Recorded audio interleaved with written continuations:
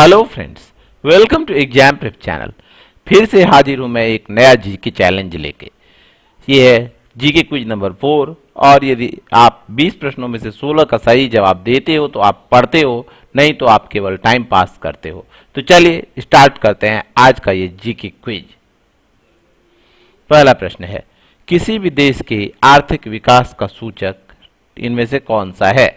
प्रति व्यक्ति आय, प्रति व्यक्ति व्यय, कैलोरी खपत या महिला सशक्तिकरण। तो यहां जो सही उत्तर होगा वो कौन सा होगा? वो होगा प्रति व्यक्ति आय। पर कैपिटा इनकम जो है वो क्या होता है? किसी भी देश के आर्थिक विकास का सूचक होता है। और इसको निकालते कैसे हैं प्रति व्यक्ति आय को? तो कुल आय में कुल जनसंख्या से भाग दे के प्रति व्यक्ति आय निकालते हैं। कुल आय को जब डिवाइड करते हैं जनसंख्या से तो निकलता है प्रति व्यक्ति आय। ठीक है, चलिए देखते हैं अब अगला प्रश्न। क्वेश्चन है आपके लिए, अंत्योदय अन्न योजना की शुरुआत निम्नलिखित में से किस वर्ष की गई थी? ऑप्शंस हैं 2000, 2002, 2004 या फिर 2006। और इस प्रश्न का सही उत्तर क्या होगा? तो इस प्रश्न का सही उत्तर है 2000 ईस्वी में 25 दिसंबर 2000 को अंत्योदय अन्न योजना की शुरुआत की गई थी।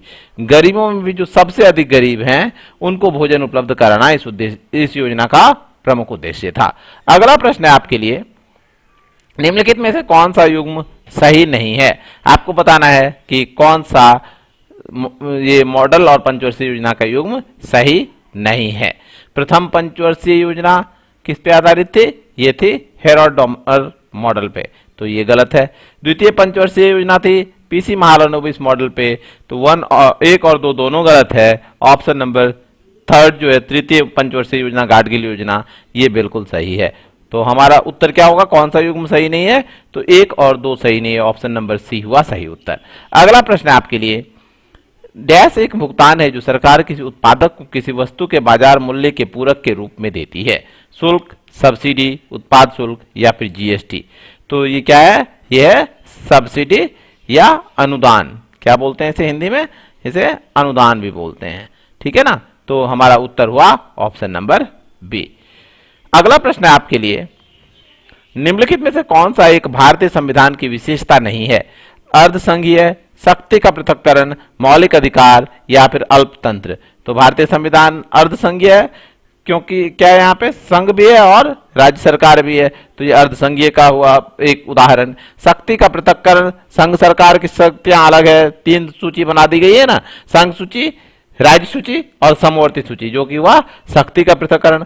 मौलिक अधिकार प्रदत्त हैं ही हमारे संविधान में, 6 मौलिक अधिकार हैं अब। और अल्पतंत्र जो है ये भारतीय संविधान की विशेषता नहीं है। अगला प्रश्न है आपके लिए, किस भारत सरकार अधिनियम के तहत पहली बार विधायिका में कुछ निर्धारित प्रतिनिधित्व को मंजूरी दी गई?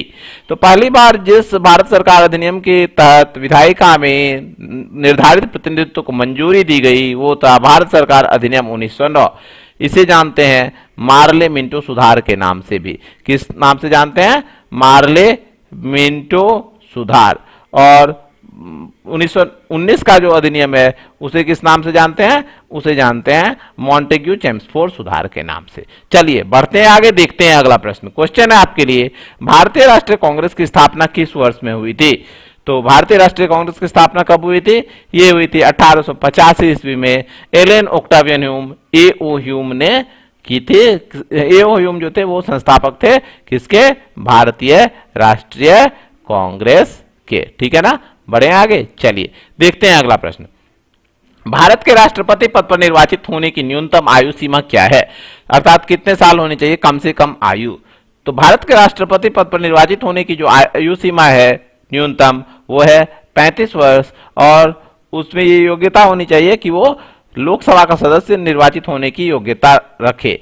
लोकसभा का सदस्य निर्वाचित होने की योग्यता होनी चाहिए भारत का राष्ट्रपति में। ओके, अगला प्रश्न आपके लिए, राज्य के नीति निर्देशक तत्वों का उल्लेख भारतीय संविधान के किस अनुच्छेद में है? तो ऑप्शंस हैं आपके सामने, बताइए आंसर कमेंट सेक्शन में। और वीडियो को भी आप लोग शेयर किया कीजिए, शेयर नहीं करते हैं आप लोग तो please like and share videos. तो यहाँ पे जो सही उत्तर होगा भारतीय संविधान के अनुच्छेद 36 से 51 तक है नीति निर्देशक सिद्धांतों का वर्णन। और ये है भारतीय संविधान का कौन सा भाग? भाग नंबर 4। ठीक है ना। चलिए बढ़ते हैं आगे, देखते हैं अगला प्रश्न। क्वेश्चन है आपके लिए, मोहनजोदड़ो और हड़प्पा के अवशेष संकेत देते हैं कि ये शानदार और योजनागत अच्छी तरह से बनाई गई डैश थी। क्या थी ये? कृषि नगरें, धार्मिक नगरें, व्यापारिक नगरें या तटीय नगरें? तो हड़प्पा और मोहनजोदड़ो जो थी ये डेवलप्ड थी, विकसित थी अच्छी तरह से, और ये व्यापारिक नगरें थी। ये दर्शाता है कि व्यापारिक नगरें थी। ओके, अगला प्रश्न आपके लिए, निम्नलिखित में से किसने पहली बार बिहार के बोधगया में महाबोधि मंदिर का निर्माण करवाया था? ऑप्शंस आपके सामने है, बताइए क्या होगा इस प्रश्न का सही उत्तर। तो इस प्रश्न का जो सही उत्तर है वो क्या है? वो है अशोक। अशोक ने बोधगया में महाबोधि मंदिर का निर्माण करवाया था। कब करवाया था? 3री सदी ईसा पूर्व में, ईसा पूर्व 3री सदी में, 3rd BC में। ओके, अगला प्रश्न आपके लिए, निम्नलिखित में से भारत की किस संरचना या स्मारक में पहली बार भवन निर्माण के इस्लामी सिद्धांतों और सजावट का प्रयोग हुआ था? ये बताना है आपको कि कौन से स्मारक में इस्लामी सिद्धांत और सजावट का प्रयोग हुआ था। तो ये हुआ था किसमें? इनमें से कुतुब मीनार में। ऑप्शन नंबर ए है सही उत्तर। कुतुब मीनार का निर्माण प्रारंभ किसने करवाया था? इसका निर्माण प्रारंभ करवाया था कुतुबुद्दीन ऐबक ने। कुतुबुद्दीन ऐबक ने कुतुब मीनार का निर्माण प्रारंभ करवाया था और इसी में इस्लामी सिद्धांत और सजावट का प्रयोग हुआ था। अगला प्रश्न आपके लिए, ब्रिटिश ईस्ट इंडिया कंपनी और बंगाल के नवाब के बीच प्लासी की लड़ाई कब लड़ी गई थी? तो बंगाल के नवाब कौन थे उस समय? वो थे सिराजुद्दौला। कौन थे? सिराजुद्दौला। और ब्रिटिश ईस्ट इंडिया कंपनी का नेतृत्व कौन कर रहा था? तो ब्रिटिश ईस्ट इंडिया कंपनी का नेतृत्व कर रहा था रॉबर्ट क्लाइव। कौन? Robert Clive. तो इनके बीच युद्ध कब हुई थी? ये प्लासी की युद्ध ये हुई थी 1757 ईस्वी में, जून 1757 में। ओके, अगला प्रश्न आपके लिए, निम्न में से कौन सा एक लौह खनिज नहीं है? यहां बताना है कि लॉयस्क, मैंगनीज, क्रोमाइट्स और टंगस्टन में से कौन सा लौह खनिज नहीं है। तो टंगस्टन जो है ये खनिज नहीं है, ये क्या है? ये धातु है। और ये एक धातु है जिसे कि वोल्फ्राम के नाम से भी जाना जाता है। वोल्फ्राम के नाम से जाना जाता है इसे। और इसका संकेत क्या है? इसका संकेत है W और इसका जो परमाणु क्रमांक है वो है 74। ठीक है, आगे बढ़ते हैं। अगला प्रश्न आपके लिए, निम्नलिखित में से भारत का कौन सा क्षेत्र पेट्रोलियम उत्पादक नहीं है? डिगबोई असम बिल्कुल है पेट्रोलियम उत्पादक। बॉम्बे हाई मुंबई ये भी है पेट्रोलियम उत्पादक। नर्मदा नदी का डेल्टा और कृष्णा नदी का डेल्टा, तो कृष्णा नदी का डेल्टा पेट्रोलियम उत्पादक क्षेत्र है, जबकि नर्मदा नदी का डेल्टा जो है ये पेट्रोलियम उत्पादक क्षेत्र नहीं है। अगला प्रश्न ये रहा, निम्नलिखित में से कौन सा एक देश प्राकृतिक गैस का उत्पादक नहीं है? दक्षिण अफ्रीका, नॉर्वे, यूनाइटेड किंगडम या फिर रूस? और सही उत्तर क्या होगा इस प्रश्न का? तो दक्षिण अफ्रीका जो है ये प्राकृतिक गैस का उत्पादक नहीं है। प्राकृतिक गैस का सबसे बड़ा उत्पादक कौन सा देश है? तो प्राकृतिक गैस का सबसे बड़ा उत्पादक देश संयुक्त राज्य अमेरिका अर्थात USA है। ओके, अगला प्रश्न ये रहा, निम्नलिखित में से कौन सी झील भारत में स्थित नहीं है? भारत में कौन सी झील नहीं है? डल झील, पुलिकट झील, उलर झील या टिटिकाका झील? तो यहां पे जो ऑप्शन नंबर डी है टिटिकाका झील, ये भारत में नहीं है। ये कहां पे है? ये है दक्षिण अमेरिका में स्थित। दक्षिण अमेरिका में स्थित है टिटिकाका झील। ठीक है, अगला प्रश्न ये रहा, दाल देने वाले पौधों को निम्नलिखित में से किस कुल में रखा जाता है? सोलेनेसी, मालवेसी, लेगुमिनेसी या लिलिएसी? तो दलहन प्लांट्स जो होते हैं, दलहन पौधे जो होते हैं, उन्हें रखा जाता है लेगुमिनेसी फैमिली में। और इसी फैमिली का एक और नाम है और वो नाम है फैबेसी। Fabaceae, FABACEAA। ओके, अगला प्रश्न ये रहा, प्रकाश संश्लेषण की क्रिया का उत्पाद निम्नलिखित में से कौन सा है? इनमें से कौन सा प्रकाश संश्लेषण क्रिया का उत्पाद है? तो प्रकाश संश्लेषण से हमें भोजन की प्राप्ति होती है, अर्थात जो पौधे वो भोजन बनाते हैं।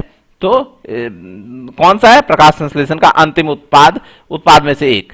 तो यहां जो सही उत्तर होगा वो बताने से पहले मैं आपको इक्वेशन बता देता हूं फोटोसिंथेसिस का अर्थात प्रकाश संश्लेषण का। 6CO2 plus 6H2O in the presence of sunlight. Sunlight में क्या होता है? क्या बनाता है? ये बनाता है ग्लूकोज C6H12O6 प्लस 6O2 क्या बनाता है? ग्लूकोज और ऑक्सीजन। तो हमारा उत्तर क्या हुआ? हमारा उत्तर हुआ ऑप्शन नंबर सी। अगला प्रश्न ये रहा, रेस्पिरोमीटर से क्या मापा जाता है? बहुत ही सिंपल सा प्रश्न है, प्रश्न में उत्तर छिपा हुआ है रेस्पिरोमीटर। रेस्पिरोमीटर रेस्पिरेशन से होगा रेस्पिरोमीटर, रेस्पिरेशन अर्थात श्वसन, तो श्वसन की दर मापी जाती है रेस्पिरोमीटर के द्वारा। 20 प्रश्नों में से आपने कितने प्रश्नों का सही उत्तर दिया कमेंट सेक्शन में बताना, और ये वीडियो पसंद आए तो लाइक कर देना, लाइक करने के साथ शेयर करना अपने दोस्तों और स्टडी ग्रुप्स में, और चैनल को सब्सक्राइब करके बेल आइकन दबा के रखना, जिससे कि आपको हमारे वीडियोज की नोटिफिकेशन तुरंत मिले जैसे ही नया अपलोड आए। धन्यवाद बच्चों, मिलेंगे अगले वीडियो में कल इसी समय। Thank you.